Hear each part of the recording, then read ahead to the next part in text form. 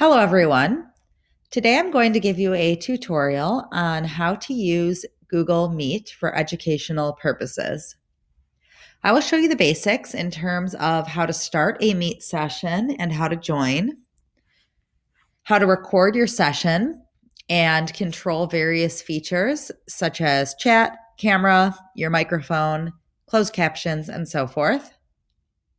How to share your screen or have your students share their screen if you would like anything to be presented. And then we will take a look at Google Calendar and how you can schedule meets in that mode. So to begin, I'm going to go ahead and jump right into meet.google.com. So here's your landing page. Now you can start a new meeting without using Google Calendar. You could simply click this button and it will generate a code that you can share with your students. This is also where you can go if you have a meeting code, but typically one joins via a URL, which will take you straight to the meeting. Also, if let's say your students have several meets scheduled for the day, let's say with a few different teachers, they will see their meetings lined up here in sort of an agenda-like format based on the title given to them in Google Calendar. So it might say essay review at 9:30, science class at 11:15, and so forth. So let's say I want to start a new meeting this way without using Google Calendar. All I do is click this button. And you'll notice it will say meeting is ready. And right here, I already have a meeting code, which is the same as my URL up here in the Omnibar.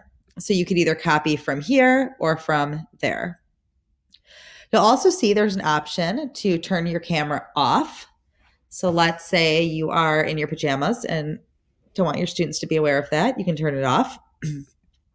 It is always encouraged to have it on to make that face-to-face connection. Mics can also be turned off.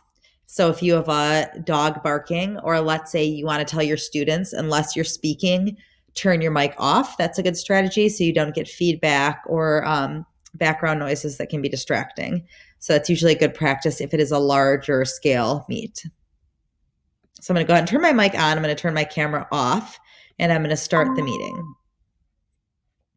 So you see I have a pop-up, which makes this really easy. If I copy joining info, which is simply, again, this URL, which is here and here, I can go ahead and drop that in Google Classroom, share it via email. I can also click add people, and maybe I just paste in the emails of my class and send it that way, or maybe there's only a few people I'm meeting with. You also might want to note to your students that there is an app for Google Meet that they can download on their cell phones, which might make it easier for students to join. A few other things. If I go to meeting details, you'll see, again, the joining info. And also, if you did set up this meet via calendar, you will notice any attachments here, documents, agendas, rubrics, whatever it is you wanted your students to see. You can, again, turn off your microphone or turn your camera on or off at any point during the meeting. You also have a closed caption option, which can be a great accommodation tool for your students. It can also be a distraction. The closed captions are pretty accurate, as you can see. So it's up to you if you feel like this might be beneficial. As you see, it is adding punctuation as well. Now, if I go to the upper right, here you will notice your chat function, which is not to be ignored. Especially if you are meeting with a larger group, this is really beneficial. You could direct your students to use the chat function to ask questions or share resources, share links, passwords.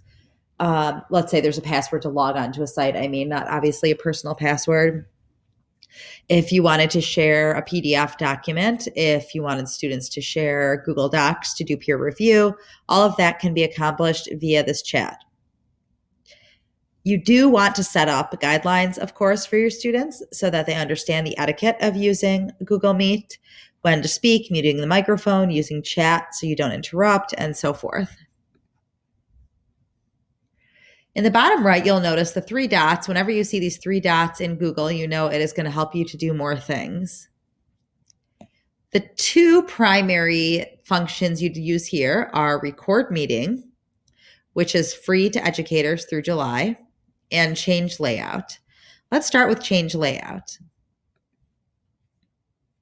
If you click this, you can change how it appears. Now, this is hard for me to demonstrate for you as I'm the only one in this meet, but sidebar is my personal favorite. You're allowed to see the participants, and then this person speaking is typically in the center. Spotlight would get rid of that bar if you or your students find that distracting and only have the person speaking, and so forth. Now, record meeting is something that you definitely want to take note of if you want your students to be able to go back and review material, or let's say some of them are unable to attend. Notice that when I click it, it will prompt me to ask for consent. Of course, you do want to make sure that everybody in the meeting is aware that you are going to be recording. And if someone hops on late, you want to mention to them that it is being recording. If you click accept, it does notify your participants that they are being recorded because you will see this red record button. After the meet session, a link of the recording will automatically be sent to the organizer that you can then post and share on Google Classroom or Drive or however you would like to. So think about how that might be useful to you in your class. The last thing I would like to show while we are in here is present now. So this is another function that is very useful educationally. So as an educator, you may have a website, a document, or a slides presentation that you want to use to facilitate your class or your session. Maybe you're having a one-on-one meet with a student in which you are reviewing their essay and you want to look over and give them feedback. Maybe you want to share parameters of an assignment just like you would in the classroom. This is how you could do this. Think about how you can also flip that and have your students present. How do you want them to share or showcase items during this virtual session? So I can go ahead and select my entire screen or a window. The difference being my entire screen means it will show anything I do on my screen. I would advise caution because you might accidentally jump on or have a tab open that has confidential information, your grade book, your email, whatever it is. A window will limit to only one window that you select. So that would probably be advised unless you've closed out all confidential tabs beforehand. So your discretion. And when you select it, it will say, allow you to choose the window that you would like to present. So I'm just going to choose this meet window for a minute.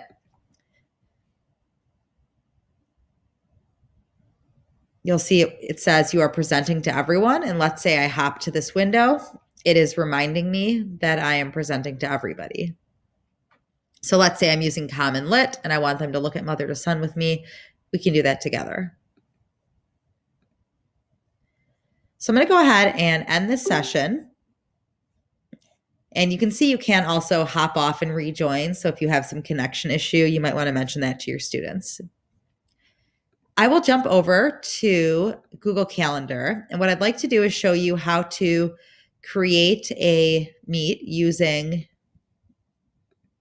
your calendar, which I would actually say, if you're planning in advance, is the best way to do it. So let's first take a look at one that I've already created. If I hit the 18th, you'll notice I've scheduled a session with my English language arts 8th graders from 9:30 to 10:12. And I just did that strange time to show you how specific you can make it. Here's the link to the meet code, which if I click this, it will take me right to the meeting. And I can also join by phone if I don't have my computer or camera handy or the app downloaded. And you'll notice that I've also created an agenda. This is pretty basic just to give you an idea. And I will show you how to do that as well. And I will receive a notification 10 minutes before. So if I'm working on something, it will pop up and remind me to jump on the meet. So you'll notice if I was a student, I could go ahead and select join meeting this way. Back to the calendar, let's go ahead and schedule. Let's say we're looking at Monday the 16th. And I would like to have a conference with the lab groups. I want to go ahead and specify the time available. Let's just leave it as, let's maybe change it to 2 to 3 p.m.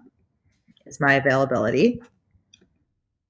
I can invite specific students or paste in my entire class's email from Google Classroom if I would so like. I want to go ahead and click here, and if I touch add conferencing, it automatically creates a Meet code. And under description, I can do a couple of useful things. I can type out what we're doing. So please have your lab results and materials handy or something like that. I can also link maybe my rubric, a website, or whatever it might be, maybe a more detailed agenda via docs or slides here as well. And then I can click save. And now that is available. Again, I can take this, you can either invite via the calendar or you can just share the link in another fashion.